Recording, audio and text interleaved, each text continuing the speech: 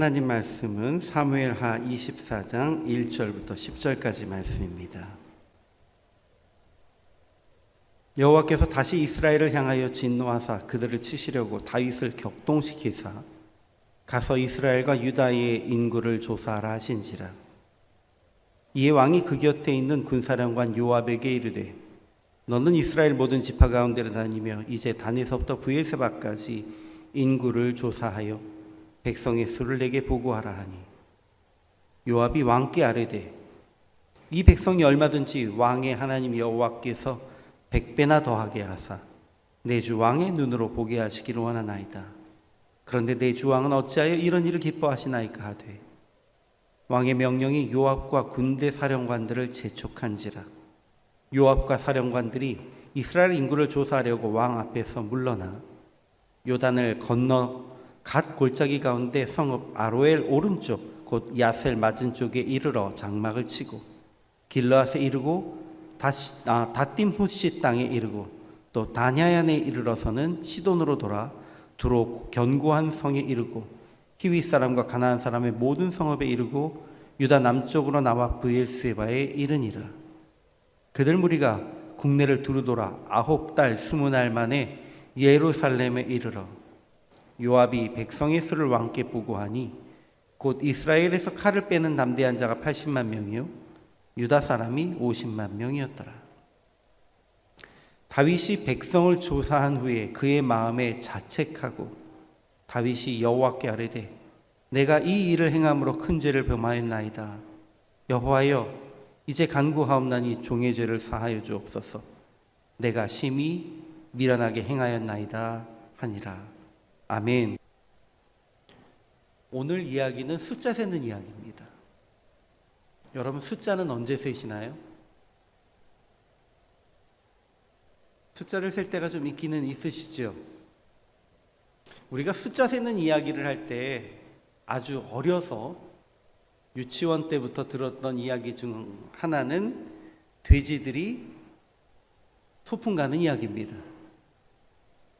돼지가 12마리가 소풍을 갔다고 하는데 아무리 세도 11마리라는 겁니다. 왜 그런지는 아시죠? 예, 세는 사람이 세는 돼지가 자기만 빼고 계속 센 거예요.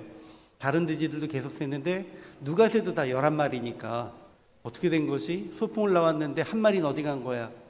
사실은 다 있는데 그렇게 숫자만 세다가 소풍이 끝났다고 하는 돼지의 어리석음에 대한 얘기를 저희는 초등학교 유치원 때부터 이미 들었습니다. 근데 결국은 사람들이 숫자를 세요. 근데 그 숫자를 세는데 의미가 조금씩 다른 것 같습니다. 자, 한번 보실까요? 음식점에서 손님의 숫자를 계수할 때 손님이 몇 명이에요? 메뉴가 뭐죠? 이제 전화를 받았습니다. 그리고 딱 전화를 끊으면서 똑같이 음식점에서 손님의 숫자를 받았을 때 반응하는 방법은 두 가지입니다. 손님이 10명이고요. 시킨 음식이 똑같이 예를 들어서입니다. 갈비탕이다 라고 얘기할 때 어떤 가게에서는 10명이야 부족한 것 같아. 더 넣어야 돼. 재료를 풍성하게 해야지 라고 하면서 더 넣는 가게가 있고요. 어떤 가게는요. 10명이래. 오늘 갈비탕 얼마나 끓여놨어. 딱 10명 분으로 다 나눠봐 라고 하면서 더 하거나 덜 하지 않고 딱 그게 맞춰서 하려고 하는 그런 분위기가 있습니다. 똑같이 계수한 거고요. 똑같이 숫자를 받았는데 반응하는 방법은 전혀 다른 거죠. 사람들은 여러 가지 경우에서 숫자를 셉니다. 참석 인원이 몇 명인지, 모인 돈은 얼마인지, 혹은 내가 시험에서 몇 개나 맞췄는지 혹은 몇 개나 틀렸는지.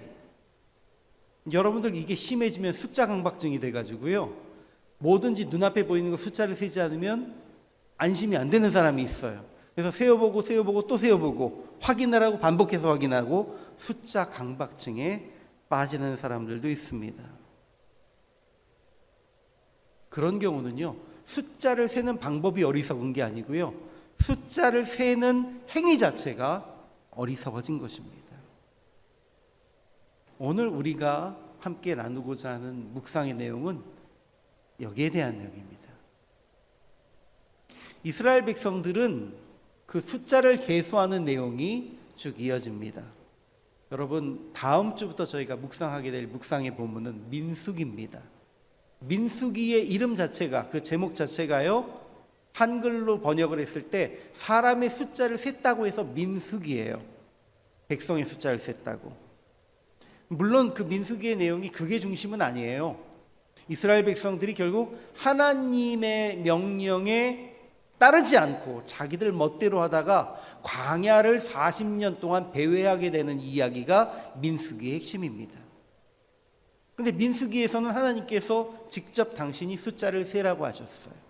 그런데 오늘 우리가 읽었던 본문 사무엘 하에서는 하나님이 이스라엘을 벌하기 위해서 다윗의 마음을 격동시켜서 숫자를 세라고 하셨다라고 기록되어 있습니다. 아까도 말씀드렸듯이 동일하게 숫자를 세는 그 행동인데요, 의도가 달랐다는 겁니다. 오늘 내용을 한번 살펴볼게요.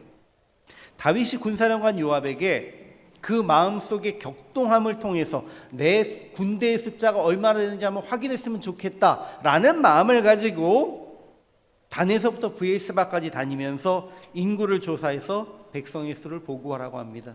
여기서 단에서부터 브엘세바까지라는 표현은 한국에서 표현을 하면 뭔지 아십니까?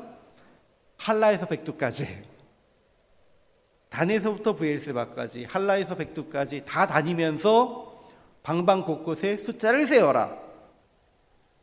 성경은 이때 하나님이 이스라엘을 벌하시려고 다윗의 마음을 격동시키셨다라고 기록하고 있습니다. 다른 말로 다윗이 왜 계수를 시켰을까요? 다윗은 그 숫자를 통해서 내 힘이 이만큼 크다, 우리의 군대가 이만큼 강하다라고 하는 것을 과시하고 싶은 마음을 가졌다는 겁니다. 이 마음을 갖도록 했던 것은 사탄의 유혹이었다는 겁니다. 이걸 다 아는 요압은 다윗에게 이렇게 조언했습니다. 3절 말씀만 함께 읽어볼까요? 3절입니다. 시작. 요압이 왕께 아뢰되 이 백성이 얼마든지 왕의 하나님 여호와께서 100배나 더하게 하사 내 주 왕의 눈으로 보게 하시기를 원하나이다. 그런데 내 주 왕은 어찌하여 이런 일을 기뻐하시나이까 하되. 무슨 얘기죠? 임금님이 원하시면 지금 이 숫자보다 100배나 더 많은 숫자도 하나님이 주실 겁니다. 하나님이 원하시면 어떤 군대보다 더 큰 군대를 주실 겁니다. 여러분, 나중에 다시 한번 묵상하시면요, 저희가 그전에도 사무엘서를 묵상했지만요, 요압은 굉장히 여러 가지 얼굴이 있는 사람이에요. 다윗을 괴롭게 하기도 했지만 또 다윗에게 있어서 가장 직설적으로 조언을 해주는 사람이기도 했다는 거죠. 오늘 요압은 아주 좋은 의미에서 직설적인 조언을 하고 있습니다. 아니요, 여호와께서 100배나 더하게 하실 수 있습니다. 왜 이런 일을 하십니까? 왜 이런 일을 기뻐하십니까? 이거 하나님은 기뻐하시지 않는 일입니다. 그럼에도 결국 다윗은 유혹을 이기지 못하고 백성을 계수했습니다. 요압이 아무리 직언을 해도요, 왕이 하라고 하면 해야지 어떡하겠습니까? 직접 다니면서 조사를 시행했습니다. 할라에서 백두까지, 단에서 브엘세바까지 다니면서 이스라엘의 백성은 80만 명이고 유다의 백성은 50만 명입니다 라고 이야기했습니다. 여기서 이스라엘이라고 얘기하는 것은 유다 족속을 제외한 나머지 족속들의 군대고요, 유다의 50만 군대는 유다 한 족속만을 이야기합니다. 그러니까 이때 당시에도 보시면 역시 10족속이 더 크기는 한데요, 여러분들 보세요. 한 족속과 10족속에 비교했을 때 유다가 꿀리지 않는 거죠. 그러니까 이게 숫자라는 것이 별 의미가 없다라는 게 여기서도 보여지는 겁니다. 열은 80이고 하나는 50인데 하나님은 열을 100으로 만드실 수도 있지만 하나를 100으로도 만드실 수 있는 분이에요. 그러니까 이 조사 결과에서도 사실은 이러한 부분들이 나오고 있습니다. 그런데 어쨌든 다윗은 보고를 다 들었습니다. 자기가 사단 가운데에 마음이 이렇게 격동되어서 이 일을 했지만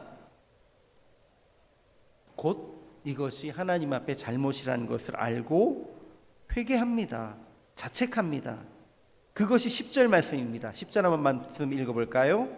시작. 다윗이 백성을 조사한 후에 그의 마음에 자책하고 다윗이 여호와께 아뢰되 내가 이 일을 행함으로 큰 죄를 범하였나이다. 여호와여 이제 간구하옵나니 종의 죄를 사하여 주옵소서.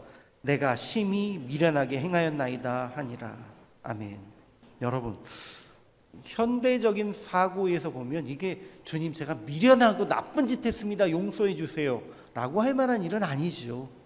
왜냐하면 어느 나라나 인구 센서스 하지 않습니까? 안 하는 나라가 어디 있습니까? 우리나라 군대가 50만 명이라고 얘기는 하지만요. 그 50만 명이 60만 대군인가요? 요새는 50만 대군이라고 얘기도 하는데 그 끝자리 수까지 다 알지는 못하지만 그래서 저희가 대충 그걸 알고 있잖아요. 그러니까 이걸 조사하는 게 죄는 아니에요. 그런데 다른 한편으로 굳이 숫자를 밝히는 것이 좋은 것은 또 아니라는 얘기도 있습니다. 현대적인 얘기로 말씀을 드려볼게요. 주한미군이 몇 명인지 아십니까? 모르시죠? 대략 몇만 명 정도라고 얘기를 해요. 그런데 미국에서도 이것을 구체적으로 밝히진 않습니다. 다만 훈련이 끝나고 돌아가는 비행기가 비어 있으면 주한미군의 숫자가 늘어난 거고요. 훈련이 끝나고 돌아가는 비행기에 군인이 꽉 차 있으면 숫자가 줄어든 거라고 얘기를 합니다. 그럼 여기서 숫자가 몇 명인지를 밝히지 않는 이유는 무엇일까요? 꼭 숫자가 밝혀지는 게 좋은 건 아니란 얘기죠. 전략적으로 내 숫자가 몇 명인지를 굳이 밝힐 필요가 없는 경우도 있습니다. 다윗은 자기가 어떤 나라를 잘 다스리기 위해서 이것을 해야 된다고 어떤 의지를 가졌던 것 같습니다.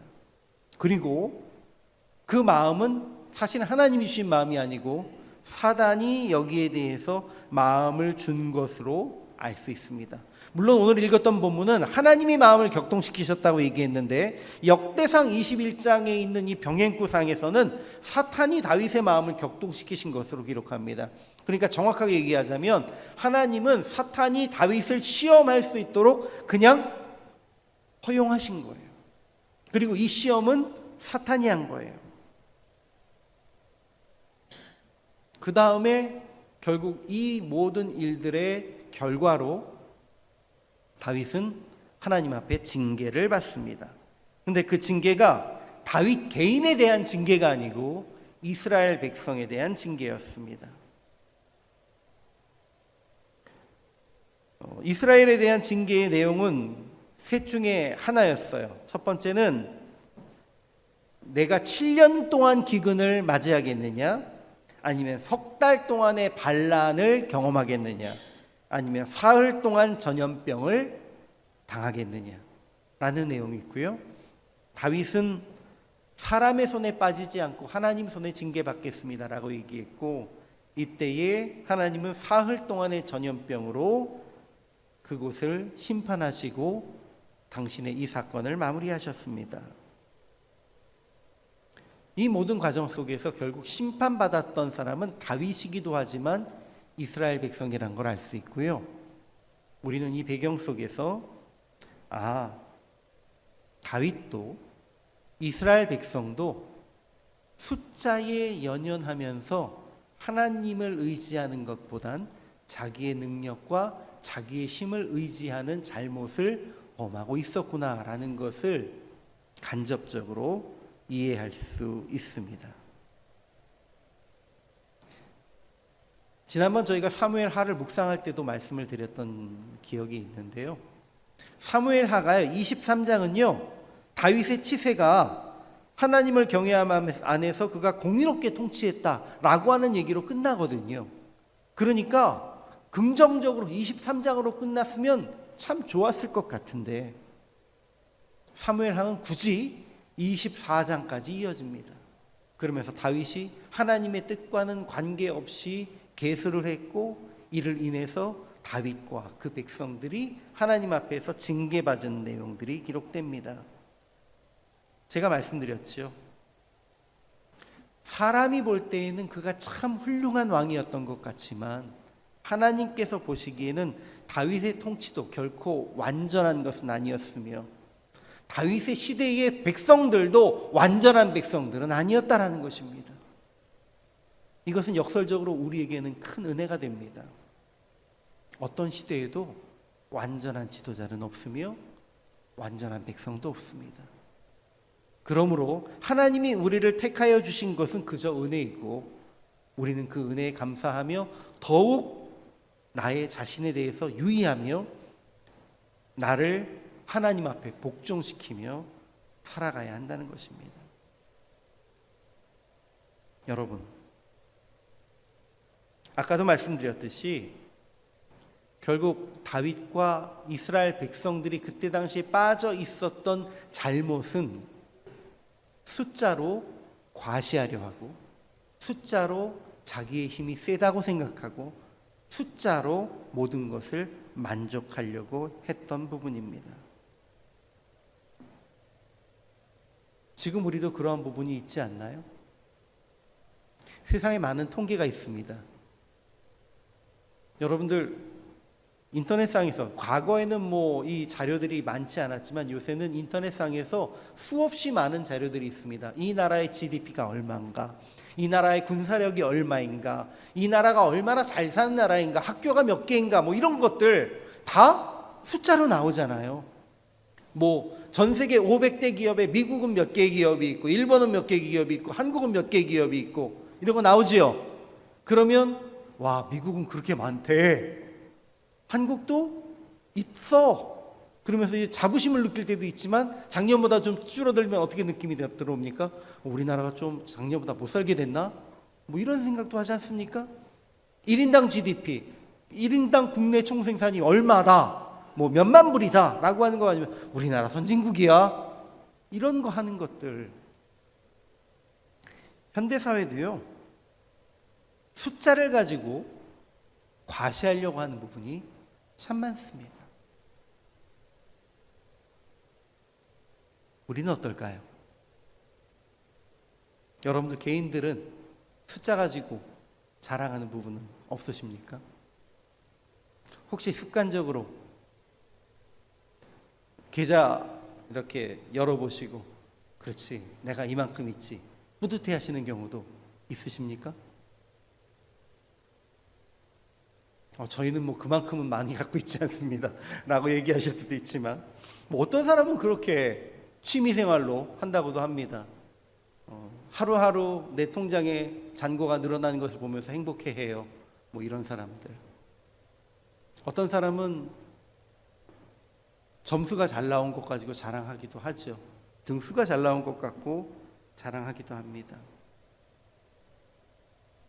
교회는 어떻습니까? 이게 참 동전의 양면인데요. 한국 교회가 부흥했습니다. 전체 교인이 전 인구의 몇 %가 기독교인입니다 라고 하면서 은근히 자랑 같은 마음 가진 적이 있습니다. 실제로요. 제가 자라면서도 한국 전 인체 인구의 25%가 기독교인입니다 이런 얘기 했던 적도 있었거든요. 뭔가 좀 자랑스럽고 뿌듯한 마음. 이런 것도 있어요. 전 세계 교회 중에 가장 큰 대형 교회 몇 개가 한국에 있다. 이런, 와, 한국 교회가 역시 부흥했구나, 이런 마음. 죄송합니다. 목사님들끼리 모이시면 그런 얘기 하세요. 우리 교회는 몇 명 출석해요, 이런 것들 목사님들끼리 자랑하는 것. 그러면 숫자가 안 되는 분은, 교인 숫자가 안 되는 분은 은근히 그런 얘기도 하십니다. 우리는 교인은 작은데 교회 예산이 얼마는 돼요, 이런 식으로 하면서 얘기하시는 숫자. 이 모든 숫자가 어느 쪽으로 돌아가고 있습니까? 자기 자랑으로 나아가고 있습니다. 자기 만족함으로 나아가고 있습니다. 그리고 하나님을 의지하기보다 이 숫자를 의지하는 쪽으로 가고 있습니다. 계수는 똑같이 했는데, 그런데 민수기에서는 하나님께서 계수하라고 하셨습니다. 근데 사무엘 하에서는 사람의 의지로 계수하라고 했습니다. 계수가 필요하지 않다는 것이 아닙니다. 그 계수하는 목적이 어디에 있느냐가 중요합니다.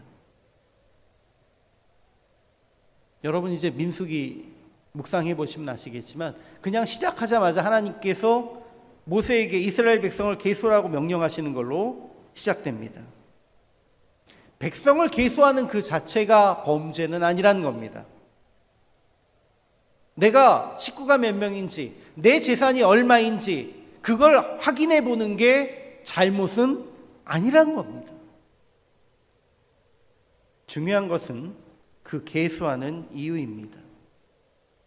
하나님께서 모세와 아론에게 백성들을 계수하라고 하셨던 이유는 앞으로 광야의 길을 가고 가나안을 정복하는 과정 속에서 전쟁에 나아가서 싸울 군사를 세우고 그들에게 각자에게 임무를 부여하기 위해서, 또 장자의 생명을 대신하는 레위인의 숫자를 세시기 위해서, 또 성막의 일들을 분담시키기 위해서, 그러니까 한마디로요, 내 것으로 힘을 자랑하는, 숫자로 나의 자랑을 삼는 것이 아니고 각 계수된 사람들에게 실질적인 임무를 부여하기 위해서 계수하라고 하셨던 것입니다. 그건 당연히 계수를 해야지요.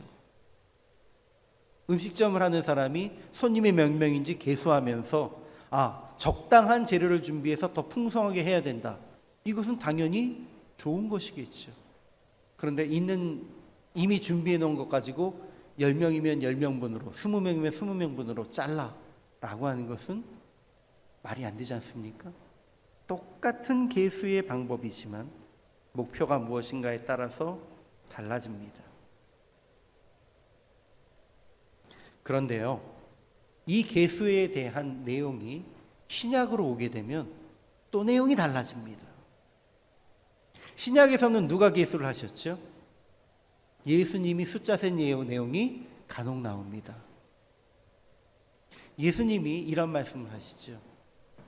양 100마리가 있을 때 양 99마리는 우리에 들어가 있어도 잃어버린 양 1마리가 있으면 난 찾으러 나간다. 그게 선한 목자다. 그럼 예수님이 100마리의 양을 숫자를 세신 이유는 뭐죠? 잃어버린 양이 있지는 않은지,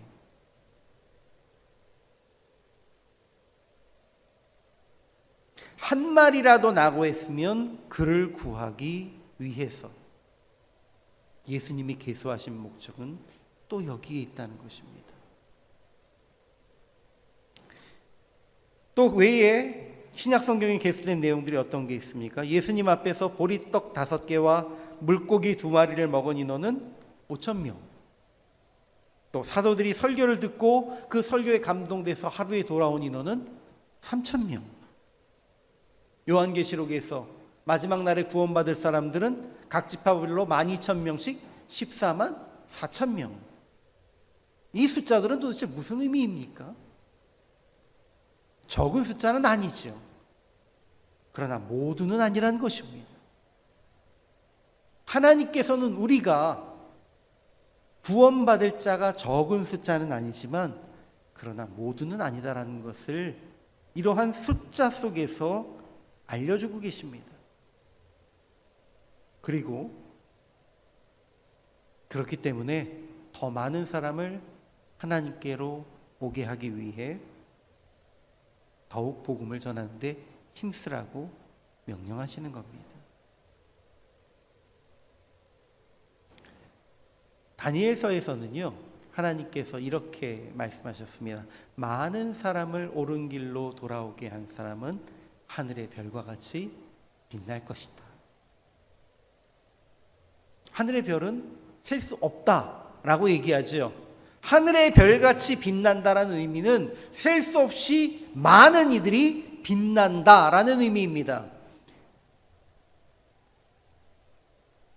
하나님께서 우리에게 이러한 숫자를 구체적으로 주시는 부분, 아니면 그저 많다, 적다라고 주시는 모든 부분은 하나님의 뜻을 따라 행하라 라고 하는 당신의 계획과 당신의 우리를 향한 임무 부여의 의미가 있다라는 것입니다. 그런데 그것을 나의 자랑을 위해서, 아니면 그 숫자를 내 힘으로 삼기 위해서 계수하게 되면 하나님 앞에서 범죄가 된다는 얘기입니다. 모든 생활이 다 그래요. 계수하는 것뿐만 아니라 우리가 먹고 사는 모든 것이 하나님의 영광을 위해서 먹고 사는 행위를 하는 것은 주께 영광이지만, 먹고 살면서 내 육체의 쾌락을 위해서, 아니면 내 욕심을 채우기 위해서 한다면 동일한 행동을 해도 하나님 앞에 범죄입니다.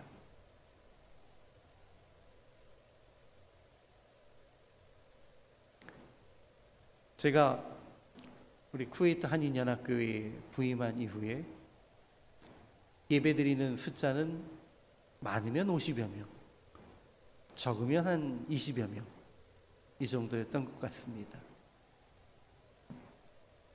제가 한국 가서 다른 분들 만나서 이렇게 쿠웨이트의 상황에 대해서 말씀드리면 꼭 물어보시는 것 중에 하나가 쿠웨이트 교회는 몇 명입니까? 지금 상황이 어떻습니까? 물어보세요. 그럼 말씀드리죠. 그리고는 저도 모르게 그런 얘기를 해요. 예전에는 한 300명까지 됐었답니다. 지금은 그렇게 됐습니다. 무슨 얘기일까요? 죄송하게 저 역시 숫자에 신경을 쓰더라고요. 운영을 위해서는 저희가 숫자를 파악해야 되겠죠. 하지만 그것이 나의 자랑이 되거나 우리의 자랑이 되거나 그것을 의지해서는 안 될 줄 믿습니다. 여러분 혹시 그런 마음 갖고 계시지 않으셔요? 예전엔 우리 교회가 한 300명 됐으니까 그때는 뭐든지 할 수 있었는데 지금 우리가 한 50여 명 되는데 뭘 할 수 있어? 그때보다는 좀 할 수 없지 않아? 이런 마음 가지실 수 있지요. 죄송하지만 그러면 그런 마음 속에 숫자 계수를 받아들인다면 이것도 하나님 앞에 옳은 모습은 아니란 것입니다. 비록 우리가 6분의 1이 되거나 5분의 1이 되었어도 주님 그때보다 더 놀랍게 주님의 일을 할 수 있습니다 라고 우리가 다짐하고 주님 앞에 나아가는 것이 오히려 그것이 바른 그리스도인의 모습일 줄 믿습니다. 사역의 현장에서 교인의 숫자를 계수하고 교회의 재정의 규모를 계수하는 모든 이유는 오직 그것을 통해서 그들을 돌보고 또 적절히 사용하면서 아버지 하나님의 영광을 드러내기 위한 것입니다. 우리의 삶 속에서 어떤 숫자를 계산한다는 것은 모두 다 주님의 영광을 위해서 내가 이것을 어떻게 활용할까라는 것을 생각하기 위해서 이루어져야 하는 행동입니다. 그러나 만에 하나 그것이 나의 자랑으로 삼으려 한다면, 내가 그것을 의지하려고 한다면 똑같은 행동이 하나님께 징계받는 행동이 될 수 있다는 것을 우리는 기억해야 합니다. 우리는 주님의 백성입니다. 우리는 하나님의 자녀입니다. 그러므로 우리가 모든 것을 할 때에 동일하게 행동할지라도 그 목표는 주님의 영광을 위해, 주님의 뜻을 위해 라고 하는 것을 기억해야 합니다. 그리고 주님의 영광, 주님의 뜻을 위해서 라고 하는 것은 우리 안에 있는 연약한 이들을 돌보고 그들에게 주님의 사랑을 전하는 것, 이를 통하여 주님의 영광을 드러내고 주님의 나라에 한 사람이라도 더 많은 사람이 갈 수 있게 하는 것, 이 아주 기본적인 부분, 이 명제를 우리가 삶 속에 실천할 수 있는 우리 쿠웨이트 한인연합교회가 될 수 있기를 다시 한번 소망합니다.